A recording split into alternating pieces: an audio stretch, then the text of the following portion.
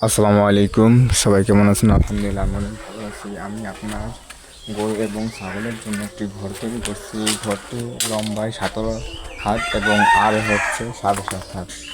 এই ঘরটি আমি দেখাই, নতুন করছি, এখনও কাজ সম্পূর্ণ হয় নাই, আপনাদেরকে দেখাই দিচ্ছি।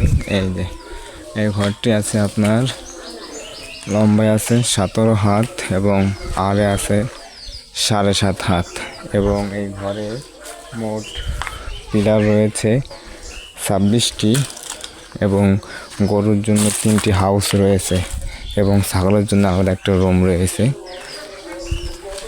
মূলত আমার এই ঘরে ইট লাগছে আপনার 2000 ইট লাগছে, 2000 প্লাস ইট লাগছে এবং সিমেন্ট লাগছে 20টা এবং বালি লাগছে প্রায় 200 ফিটের মতো। এখনও ঘরের কাজ আছে অনেক, এখনও ঘরের কাজ শেষ হয় নাই। শেষ হওয়ার মধ্যে এখনও উপরে অনেক কাজ আছে, এই নিয়ে আমার অনেক টাকা চলে গেছে।